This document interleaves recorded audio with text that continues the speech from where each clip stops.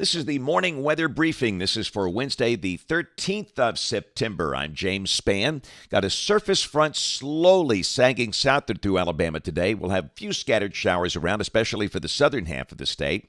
Rain chances will likely increase a bit by Friday and Saturday, but still no sign of any really major heavy rain event for the next 7 days.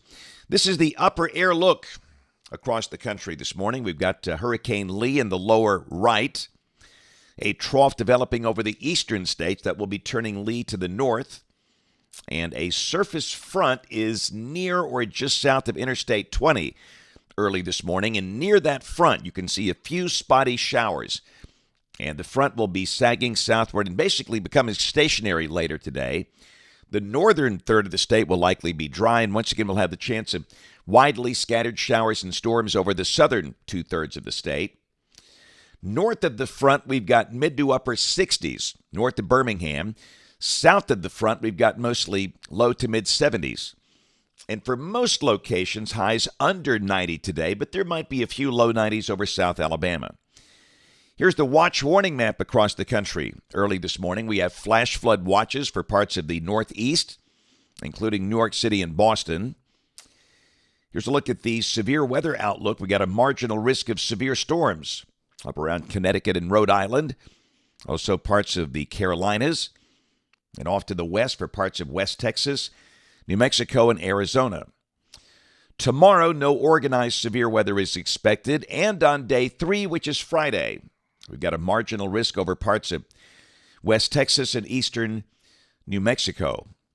Here's a look at rain for the next 7 days. We are happy for our friends in Texas. They're going to see some needed rain.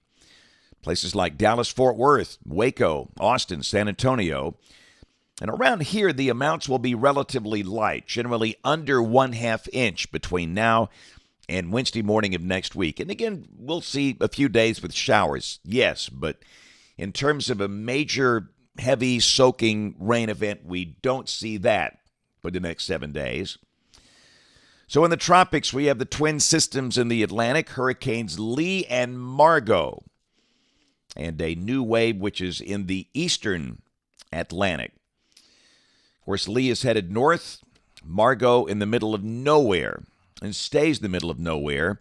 And Invest 97L, that's that wave out in the East Atlantic. Let's take a look at 97L. This is the ensemble output coming from the European, and you can see that most of the members turn it north, northeast, out to sea. No threat to the United States. That's the way it looks now.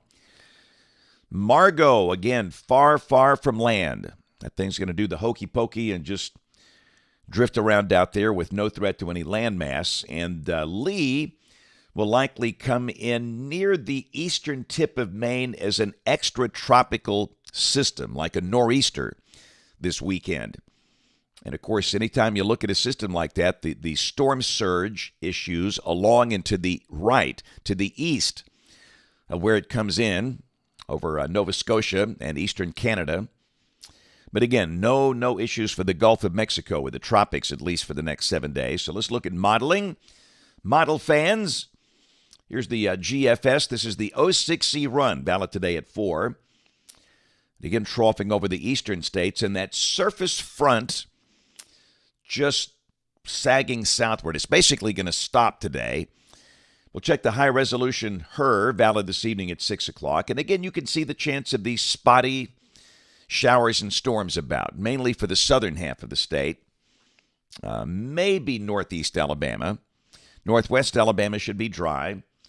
And again, highs today should be in the 80s, mid to upper 80s in most spots. So this is tomorrow, and again, the same thing. We'll mention widely scattered showers, but nothing too widespread. The GFS trending a little drier for Friday, but we're going to mention a chance of showers Friday afternoon, Friday night. But again, nothing widespread, but there could be some rain around for some of the high school football games Friday night. And then Saturday, as the weekend begins, again, a little feature comes in here near that stalled surface boundary, and that will likely bring an increase in the number of showers. And we stress it will not rain all day, and it will not rain everywhere. But showers will be around Saturday and Saturday night. Got some in-state football games Saturday evening, so you might need the rain gear, but hopefully Won't be too much to that. A lot of clouds around, high should be in the 80s. And then Sunday, we trend drier again as that feature moves on. The sky becoming partially sunny on Sunday. Much of the state dry with highs in the mid-80s. And next week looks awfully quiet. There's Monday. Tuesday, evidence there could be a few showers across the southeastern counties of the state, but again, most locations dry. This is a week from today, Wednesday the 20th. Got a big trough in the western states, and that could bring some early season snow to the high elevations of the northern Rockies. A little trough on the Atlantic coast and a northerly flow aloft here and again. Looking awfully quiet. Let's go out 10 days. This is Friday of next week, the 22nd. An upper low near Washington, D.C., Baltimore.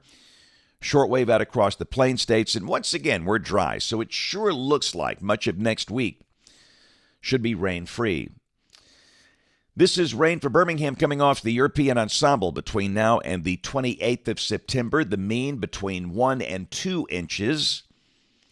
And temperatures right where they should be for mid to late September. Highs low to mid-80s, lows low to mid-60s. And the latest 8 to 14-day guidance, this is for September 20th through September 26th. And that ridge tries to rebuild, and if that's the case, temperatures here could be a bit above average. Had a pretty impressive thunderstorm that developed over the eastern part of Birmingham last night. This is some of the hail that came down around Irondale. The Birmingham airport measured a wind gust of 71 miles per hour with that storm. But for most, the hail was relatively small.